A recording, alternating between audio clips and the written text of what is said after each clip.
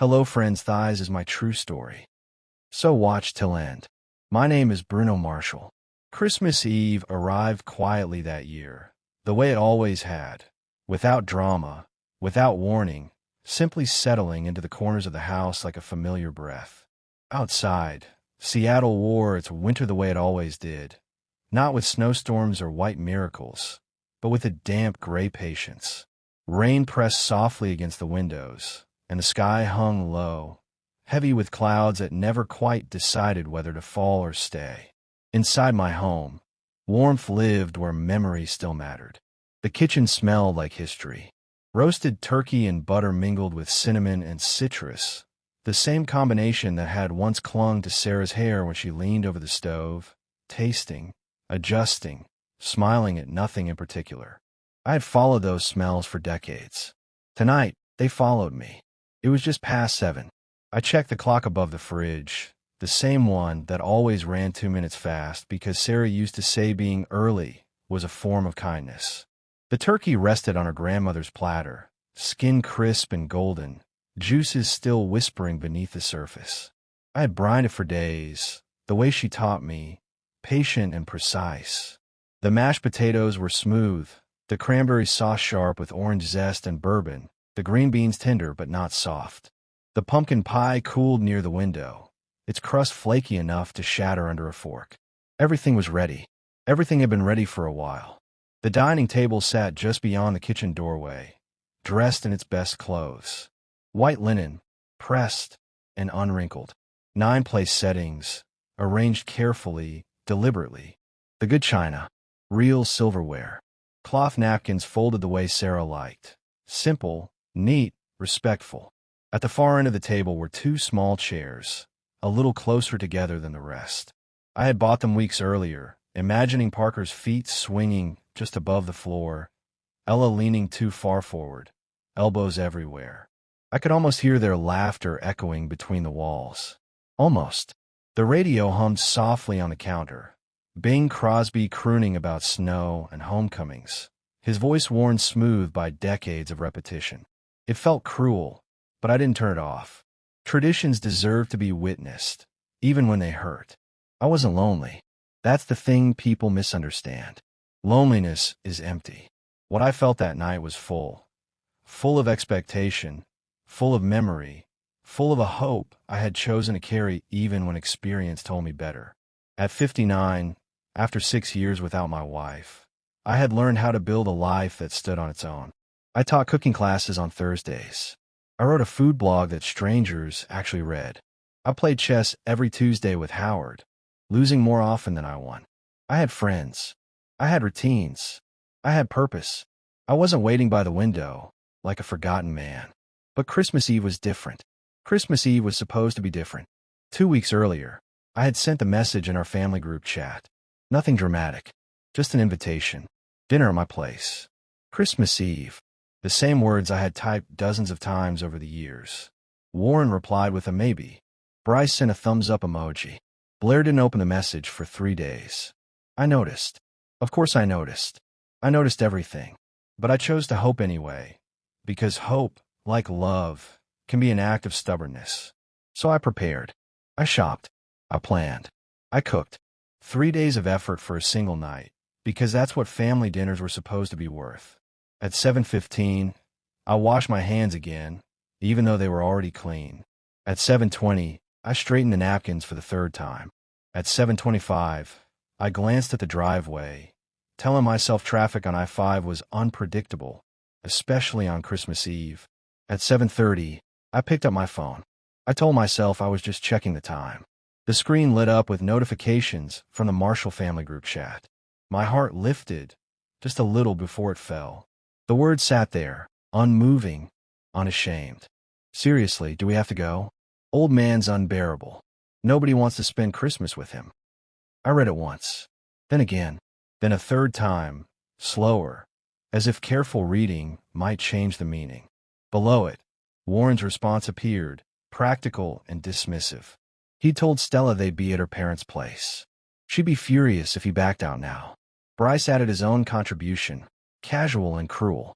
He'll guilt trip us anyway. Let him eat alone. Then the emoji. The small, laughing face that turned everything from neglect into mockery. My youngest son, my child, had pressed that button and sent it into the world. My thumb hovered over the screen.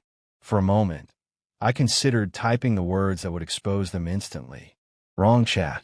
I can see this. I imagined the scramble that would follow. The apologies. The excuses. The sudden concern. But even in that instant, I knew exactly how hollow it would sound. I set the phone down. What surprised me wasn't the pain. It was the calm. When Sarah died, I had collapsed in a hospital hallway, my body giving up before my mind could catch up. This was different. This was quiet. Sharp. Like cold metal. The kind of pain that doesn't ask for comfort. It asks for clarity. I looked at the dining room again. 9 empty chairs. Candles waiting to be lit. 2 small seats, placed with care for children who wouldn't arrive. The radio shifted songs, and "I'll Be Home for Christmas" filled the space, thick with irony. Nearly it broke me. Nearly. Instead, something settled. I walked away from the table and into my small office at the back of the house. The laptop sat closed on the desk, dark and unassuming. I opened it. The screen glowed blue against the dim light of the room, cursor blinking patiently, as if waiting for me to decide who I was going to be next. I could have confronted them. I could have swallowed it.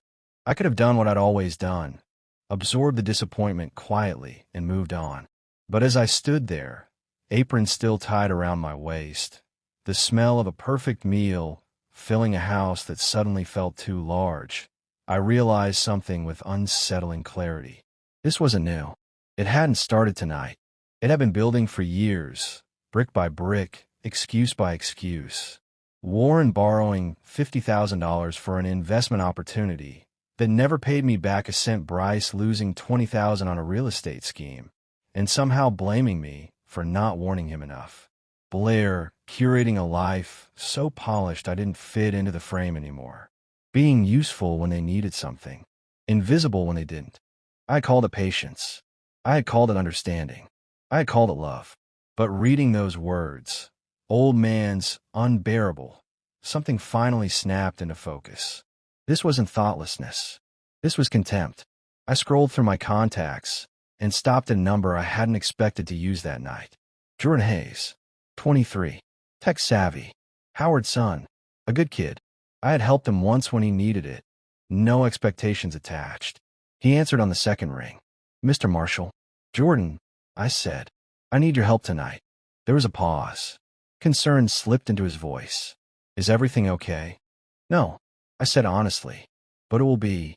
Can you come over? I need someone who understands cameras. Live streaming. Another pause. Longer this time.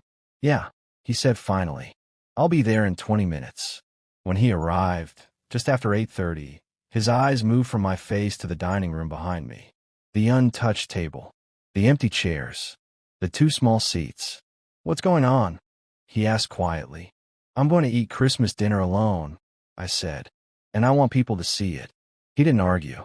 He didn't ask why. Something in my expression must have told him this wasn't a moment for debate. He unpacked his phone, a small ring light, adjusted angles carefully. He framed the shot so the entire table was visible, the abundance and the absence in the same breath. Which platform? He asked. Whichever reaches the most people. He nodded. What should I title it? I thought for a moment. Eating Christmas dinner alone. A father's story. Jordan swallowed, then typed it in. Going live in 3, he said softly. 2, 1. The red had appeared. I sat at the head of the table. The turkey steamed. The candles flickered. And for the first time that night, I felt seen, not by my children, but by something larger, something I couldn't yet name. Good evening, I said into the quiet. My name is Bruno Marshal. I'm 59 years old. Tonight is Christmas Eve. I gestured toward the empty chairs, my voice steady. I prepared this meal for my family. My 3 children. My daughter-in-law. My 2 grandchildren. I didn't rage. I didn't beg. I carved the turkey. Served myself. Ate slowly. I spoke of years of sacrifice. Of love given freely. Of money lent and never returned. Of grandchildren I adored but rarely saw. And, finally, of the message I had read earlier that night. Jordan stood off to the side, silent, his jaw tightening as the viewer count climbed. 5,000, 10,000, more. I didn't know it yet, but this was the moment everything changed. And somewhere, my children were about to wake up to consequences they never imagined. I finished my meal in silence, surrounded by what should have been love, and instead became truth. As the candles burned low and the camera kept rolling, one question pressed against my chest, heavy and unavoidable. How long had I been eating alone without realizing it? I woke on Christmas morning to a sound I didn't recognize at first. It wasn't an alarm. It wasn't the rain against the windows or the hum of the heater kicking on. It was my phone, buzzing, vibrating, pulsing on a nightstand like a trapped insect, relentless and angry. For a moment, still half asleep, I wondered if something terrible had happened. Then I saw the screen. Notifications stacked on top of each other, so fast they blurred. Messages, missed calls, emails, mentions, thousands of them. The device grew warm in my hand as I stared, my mind lagging behind the reality unfolding in front of me. The live stream. Sometime in the night, while I slept in the quiet aftermath of a dinner eaten alone, the world had found me. I sat up, fully awake now, heart steady but heavy. The video thumbnail stared back at me, my own face at the head of a long table, empty chairs stretching out behind me like an accusation. The view count refreshed. 5 million. I exhaled slowly, not in triumph, not in fear, but in disbelief. I hadn't planned to go viral. I hadn't planned anything beyond finishing the meal I had worked so hard to prepare. The internet had decided the rest. I opened the comments. They came in waves, endless, unfiltered. This broke my heart. Those kids should be ashamed. I'm calling my mom right now. No one deserves to be treated like this. Strangers wrote to me as if they knew me, as if they had been sitting at that table too. Some shared their own stories, parents forgotten, holidays spent waiting, love given without return. Others burned with anger on my behalf, demanding consequences, accountability, justice. I closed the app for a moment and stared at the wall, breathing. The house was quiet again, but it felt different now. Less empty, less invisible. When I checked again, the story had grown legs. News outlets had picked it up overnight. Headlines filled my feed, each one sharpening the narrative into something I hadn't intended but couldn't deny. Elderly father eats Christmas dinner alone after children mock him. Chef's lonely holiday meal sparks outrage online. A father's silent protest captivates millions. I winced at the word elderly. 59 felt old when you were being mocked, apparently. Still, the core of it was true. People had seen what happened. They had seen me. What surprised me most was how little I had said during that stream. No theatrics. No accusations. Just facts, presented calmly, honestly. Apparently, that was enough. The internet, however, is never satisfied with just enough. By mid-morning, it wasn't just sympathy flooding in. It was curiosity, investigation. Someone had recognized my last name, connected it to Warren's professional profile. From there, Bryce's real estate website surfaced. Blair's social media accounts were found within minutes. Her carefully curated world suddenly wide, open to scrutiny. Screenshots spread like wildfire. Look at these people. Imagine treating your father like this. Ungrateful, doesn't even begin to cover it. Then came the image that made my stomach tighten. The family group chat. The message. Old man's unbearable. Nobody wants to spend Christmas with him. The laughing emoji sat there, frozen in time, stripped of context, stripped of privacy. Proof that what people had watched wasn't performance or misunderstanding. It was documented cruelty. I stared at it longer than I should have. I hadn't shared that screenshot.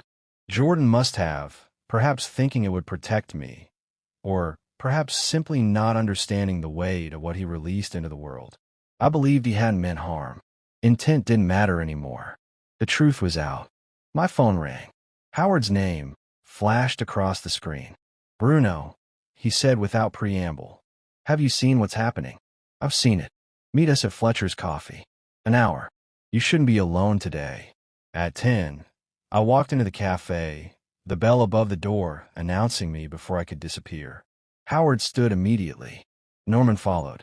Beatrice crossed the room and hugged me hard, her arms fierce, protective.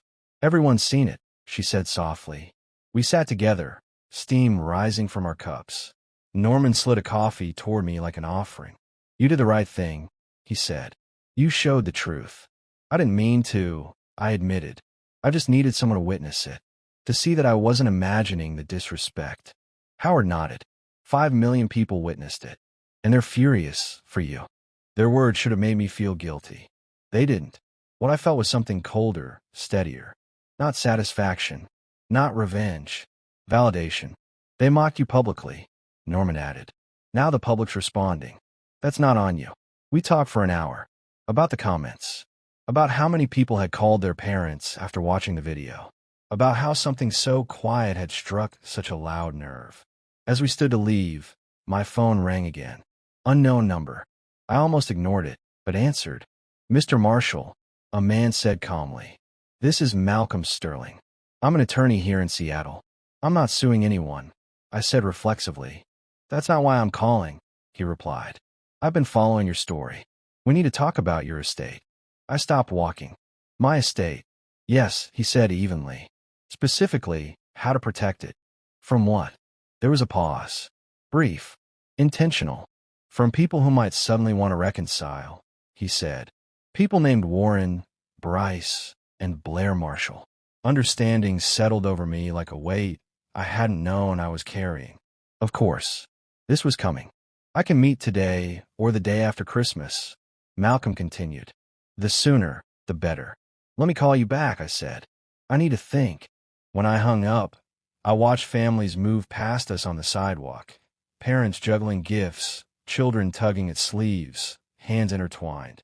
Everything I had imagined that morning. Then my phone began ringing again. Warren, Bryce, Blair. Over and over, their names flashing like accusations. My children had finally seen the video. They had finally remembered I existed. But as the calls stacked up unanswered, one truth became impossible to ignore. It wasn't love that drove them now. It was fear. Fear of judgment. Fear of loss. Fear of consequences they had never expected to face. By the time Christmas afternoon arrived, I understood something with unsettling clarity. The moment they laughed about me eating alone, they lost control of the story. And now, the world was telling it for them. As my phone finally fell silent, resting heavy in my hand, one realization echoed louder than any notification ever could. Being seen was powerful, but what I chose to do next would define everything. By Christmas afternoon, the city had gone quiet in that peculiar way it does after the morning rush of joy has burned itself out. Wrapping paper lay torn and abandoned on sidewalks, discarded like the aftermath of something rushed and careless. Inside my house, the silence returned, but this time it no longer felt empty. It felt deliberate. At exactly 1 o'clock, my phone rang again. Warren. I watched the screen light up, his name hovering there like a demand. I let it ring. Once. Twice. 3 times. Not out of cruelty. Out of control. For once, I wasn't reacting. I was choosing. Hello, Dad, he said when I finally answered. His voice was tight, stretched thin, trying to sound composed while panic pressed through every syllable. We need to talk. We're talking, I replied calmly. You need to take that video down. Right now. The words came out fast, clipped. This has gone way too far. It was a live stream, Warren, I said. I can't take down what 5 million people have already seen. There was a sharp inhale on the other end of the line. 5 million. His voice cracked despite himself. Do you have any idea what you've done? I looked around my kitchen. The same kitchen where I had stood the night before, surrounded by food and absence. I ate dinner, I said. Alone. On Christmas Eve. You made us look like monsters, he snapped. People are attacking me online. Stella's parents are furious. My boss called me this morning. On Christmas. He said the bank can't have employees tied to public scandals. I almost laughed at the irony. Almost. I didn't accuse anyone, I said. I told the truth. You humiliated us. Warren insisted. You did this on purpose. Did I? I asked quietly. Or did you? Silence. Then, softer, edged with desperation. This isn't fair, Dad. You're being vindictive. Vindictive would have been posting your messages myself. I said. I didn't. Someone else did. Jordan, he spat. That kid you let stay with you. He leaked our chat. Did he? I replied evenly. I wouldn't know. I was busy eating the dinner I cooked for 9 people. The line went dead. I didn't feel triumph. I felt something colder, finality. An hour later, at 2 o'clock, Bryce called. He didn't bother with greetings. What the hell is wrong with you? He shouted the moment I answered. Do you know how many clients I've lost today? 4. For deals gone because everyone thinks I'm some heartless son who abandoned his father on Christmas. You did abandon me, I said. That's not. He stopped himself, exhaling sharply. You're destroying my business over a petty grudge. Because you couldn't make dinner? I asked. Or because you wouldn't. It doesn't matter, Bryce snapped. You made your point. Now fix it. Post something. Say it was a misunderstanding. Say we had other plans. I leaned against the counter, the cool stone grounding me. I could, I said slowly. His breath hitched with relief. Good. But it would be a lie. I finished. And I'm done lying for you, Bryce. There was a pause, then fury. You're unbelievable. Absolutely unbelievable. Maybe, I said, but at least I'm honest. He hung up with a curse. At 3 o'clock, Blair called. Her name on the screen stirred something complicated in me. Years of protectiveness, disappointment, hope, all tangled together. I answered, Daddy. Her voice was small, trembling. The voice she used when she wanted something. The voice she hadn't used since she was 12. Blair, I said. I'm so sorry, she rushed. About the text. About everything. It was just a stupid joke. You know I didn't mean it, right? I love you. You haven't called me that in 15 years, I said gently. Don't start now because you're scared. I am scared, she admitted, her voice breaking. People are sending me horrible messages. I lost 2 brand deals today. My Instagram is full of hate. Please, you have to fix this. Was it a misunderstanding, I asked, when you didn't invite me to your gallery opening? When you told your friend I wasn't aesthetic enough for your life? There was a sharp intake of breath. How did you? I have ears, I said. And apparently, I'm not as invisible as you thought. Dad, please, she whispered. The truth's out now, I replied. What happens next is up to you. I ended the call before she could say anything else. The house went quiet again. Not peaceful, not tense, just still. They weren't sorry. Not really. They were frightened of judgment, of loss, of consequences. They were afraid of losing things they had assumed were guaranteed. They had forgotten something essential. I was still alive, still capable, still in control.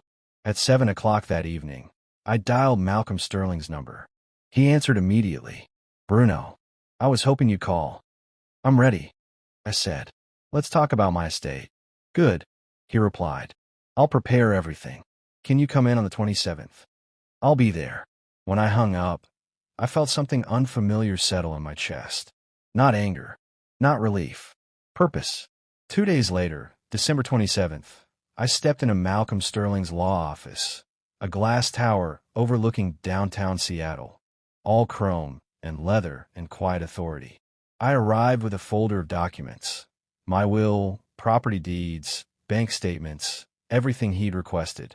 Malcolm greeted me with a firm handshake, his eyes sharp but respectful. You're making the right choice, he said as we Saturday. Protecting your assets isn't vindictive. It's responsible. I want to make 3 changes, I told him. He pulled out a legal pad. Go on. First, I said, my will. Warren, Bryce, and Blair get only the legal minimum. The rest goes to charity. Which charity? He asked. The Abandoned Parents Foundation. He nodded slowly. Poetic. Second, I continued. Trust funds for my grandchildren. $200,000 each. Managed independently until they're 25. Their parents can't touch it. Smart, Malcolm said. Protecting the kids.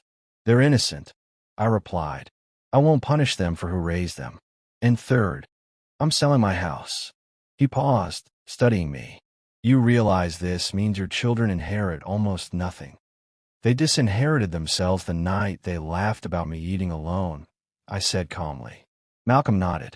I'll draft everything today. As we finalized dates and signatures, my phone rang. Unknown number. I answered. Mr. Marshall, this is Caroline Fletcher. I'm a producer with Savoring Life. I listened as she explained. 20 million views, a proposed series, cooking and storytelling, real conversations. Malcolm raised an eyebrow, smiling. I'll think about it, I said. Your story matters, she replied. When I hung up, Malcolm chuckled. A television show. Your children are going to lose their minds. Good, I said, and I meant it. 2 days later, I signed everything. The will, the trusts, the authorization to sell my house. My signature was steady. My conscience was clear. Early January, consequences arrived. Not by my hand, but by gravity. Warren lost his job. Fired quietly, then publicly. Clients pulled accounts. The board panicked. Stella's family turned on him. Divorce followed swiftly. Bryce's real estate business collapsed under scrutiny. Deals evaporated. Debt surfaced. The lifestyle he'd built on borrowed money caved in. Blair lost her brand partnerships. Her manager dropped her. Rent went unpaid. The apartment emptied. I didn't celebrate. I didn't gloat. I accepted. Because I hadn't caused this. I had simply stopped shielding them. One evening, alone in my new apartment, watching rain trace lines down the glass, I understood the truth at last. Revenge wasn't what this was. This was justice without shouting. Boundaries without cruelty. And as my phone buzzed with a message from Caroline about filming dates, one realization settled deep and permanent in my chest. Losing their inheritance was only the beginning. The real loss was something they hadn't even known they were gambling. Me. January did not arrive gently. It came with rain that seemed heavier than usual, pressing against the city as if Seattle itself were carrying a secret too large to hold. The days shortened, not by the clock, but by the weight of what had been set in motion. My children's lives unraveled quickly, not because I pushed, but because there was nothing left holding them upright once I stepped away. The first messenger came without malice, just coincidence wrapped in routine. On January 3rd, Barbara Coleman appeared at my door with a paper cup of coffee and the kind of expression that told me she already knew something she wasn't sure she should say. Bruno, she said, settling into a chair like she had done 100 times before. Did you hear about Warren? I shook my head, even though part of me already knew. He was let go from the bank, she said. Then, correcting herself, fired. My friend Linda's in HR. She said clients threatened to pull their accounts. The board panicked. I listened without interruption, the coffee growing cold in my hands. And Stella's family, Barbara added. They're furious. Her mother called them an embarrassment. I nodded once. That was all. 2 days later, January 5th, I ran into Norman at the grocery store. He leaned close, lowering his voice as if the oranges between us were listening. My nephew's in real estate, he said. Bryce's business is falling apart. Clients don't want to work with the guy who abandoned his father on Christmas. Debt collectors are circling. Turns out the lifestyle was financed, not earned. That's unfortunate, I replied. Norman studied my face. You don't seem surprised. I'm not, I said quietly. Bryce always spent money he didn't have. January 7th brought lunch with Howard, our usual diner thick with the smell of grease and familiarity. He waited until halfway through his burger before speaking. I saw something about Blair, he said carefully. She lost all her brand deals. Everyone. Her manager dropped her. Companies don't want influencers tied to that kind of image. I set my fork down. Where is she? Howard hesitated. She lost her apartment. Couch surfing, I think. That night, alone in my apartment, the city lights blurred through rain-streaked glass. I had expected satisfaction, vindication, some sense of triumph. Instead, what settled in me was quieter. Grief mixed with relief, sorrow softened by acceptance. Barbara returned on January 10th, delivering the final blow with uncharacteristic hesitation. Stella's filed for divorce, she said. Separate accounts. Hidden money. Warren just found out. I leaned back, staring at the ceiling. Barbara finally noticed my silence. You don't seem happy, she said. I'm not, I replied. I'm just done pretending this is my fault. That evening, my phone buzzed. Caroline Fletcher. While my children's lives were collapsing, mine was unexpectedly beginning to bloom. Late January brought studio lights brighter than memory. Standing in front of camera felt strange at first, but once my hands touched the ingredients, butter, garlic, herbs, my body remembered who I was. Cooking had always been my language when words failed. The first episode aired February 1st. 8 million people watched. Caroline called me that night, breathless. They're calling you a hero, she said. I'm not, I replied. I'm just a father who finally chose himself. That's why it works, she said softly. Working with Caroline became effortless. She understood loss. Not the same shape as mine, but deep enough to recognize the edges. Long hours blurred into shared meals, quiet laughter, honest conversations. There was no performance between us. No pretending. Mid-February, the house sold. I signed the papers without tears. The memories stayed, but the weight lifted. I moved into a smaller apartment in Fremont. Light-filled, modern mine. No ghosts. No obligations. On February 20th, I hosted a housewarming. Friends filled the space with noise and warmth. Norman pulled me aside. I haven't seen you this alive since before Sarah passed, he said. I feel free, I answered. Later that night, after everyone left, my phone rang. I hesitated before answering. Hello, Grandpa. Parker's voice cracked something open inside me. I miss you, he said. Can I come visit? Just me and Ella. Anytime. I replied, my voice steady despite the ache. Really? 2 weeks later, 3 letters arrived. Handwritten. Unexpected.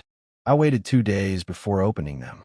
Warren wrote of losing everything and gaining his children, of therapy, of regret that didn't ask for anything in return. Bryce confessed his debt, his lies, his new job as a line cook. Humbling. Honest. Blair wrote last. She deleted her social media. Took a job at a bookstore. Learning to value real things. Real people. I folded the letters carefully. I didn't rush forgiveness. Growth needs space. In May, I made the first call. By June, I stood in a community center kitchen teaching strangers how to cook with intention. Caroline filmed beside me, pride and warmth in her eyes. June 15th, Green Lake Park. Parker and Ella ran toward me, arms tight around my waist. Dad's different now, Parker said proudly. Ella looked up, serious. Are you still mad? No, I said gently. Things are just different now, in a good way. When Warren arrived to pick them up, we nodded from a distance. That was enough. I forgave my children, but forgiveness didn't erase the past. It acknowledged it.